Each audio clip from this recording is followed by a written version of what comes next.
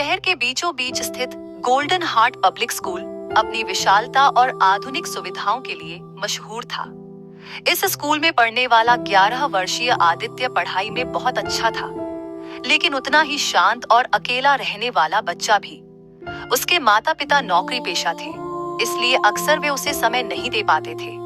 School ही उसकी दुनिया थी, लेकिन वहां भी उसके खास दोस्त नहीं थे। उस दिन स्कूल में 10 दिनों की छुट्टी घोषित की गई थी। बच्चे खुशी खुशी घर जा रहे थे। आदित्य भी अपने बैग के साथ बाहर जाने को तैयार था, लेकिन तभी उसने महसूस किया कि उसकी पसंदीदा नोटबुक उसकी सीट पर ही छूट गई है। वह जल्दी से वापस अपनी कक्षा में गया और उसे खोजने लगा। थकान के कारण वह अपनी कुर्सी पर ही सिर रखकर सो गया। धीरे धीरे पूरा स्कूल खाली हो गया। गेट बंद कर दिए गए और सुरक्षा गार्ड ने पूरे स्कूल का निरीक्षण कर ताला लगा दिया। किसी ने नहीं देखा कि एक नन्हा बच्चा अब भी स्कूल के भीतर था।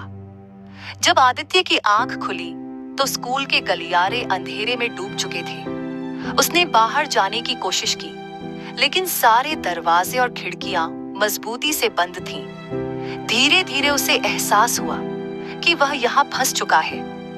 शुरुआती 2 दिनों तक वह उम्मीद से भरा रहा कि कोई न कोई उसे ढूंढने जरूर आएगा, लेकिन ऐसा कुछ नहीं हुआ।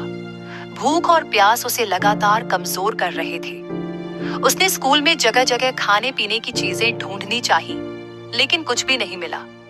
पानी की तलाश में वह टॉयलेट तक गया, मगर वहां भी पानी की आपूर्ति बंद कर दी गई थी। रातें सबसे ज्यादा भयानक थीं। अंधेरा, डरावनी चुप्पी और स्कूल की अजीब आवाजें उसे और बेचैन कर रही थी। धीरे धीरे उसकी हिम्मत टूटने लगी।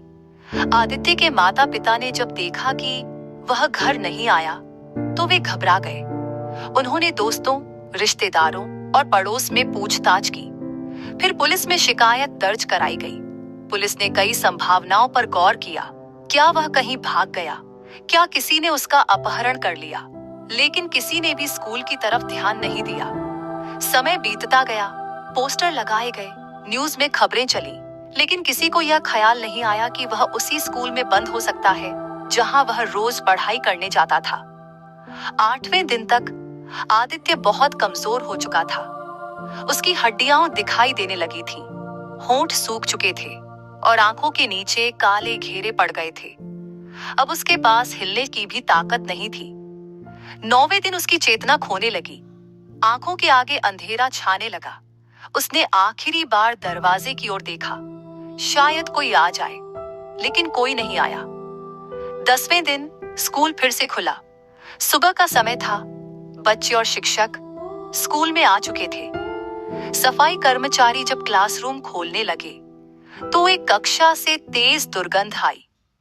उन्होंने अंदर झांका और जो देखा उससे उनकी रूह कांप गई। आदित्य अपनी सीट पर बेसुध पड़ा था। उसकी आंखें आधी खुली थीं, होंठ फटे हुए थे और शरीर हड्डियों का ढांचा मात्र रह गया था। उसके पास ही उसकी नोटबुक पड़ी थी, जिसमें आखिरी के कुछ पन्नों पर कांपते हुए हाथों से लिखे शब्द थे। माँ, पापा, मैं यहाँ हूँ, मुझे बचा लो। आदित्य की आखिरी चिट्ठी। माँ, पापा, मुझे माफ कर दो। मुझे बहुत डर लग रहा है। यहाँ बहुत अंधेरा है। मुझे बहुत भूख लगी है। मैंने दरवाजे खोले, बहुत कोशिश की, पर कोई भी नहीं आया। क्या आप मुझे भूल गए हैं? माँ, अगर आप मेरी आवाज सुन सकती हो तो प्लीज मुझे गले से लगा लो। एक बार, बस एक बार। पापा, आप हमेशा कहते थे कि मैं तुम्हारा शेर हूँ, पर पापा, अब मुझसे और सहन नहीं होता। शायद अब मैं आप दोनों से कभी मिल नहीं पाऊंगा। मुझे माफ कर देना।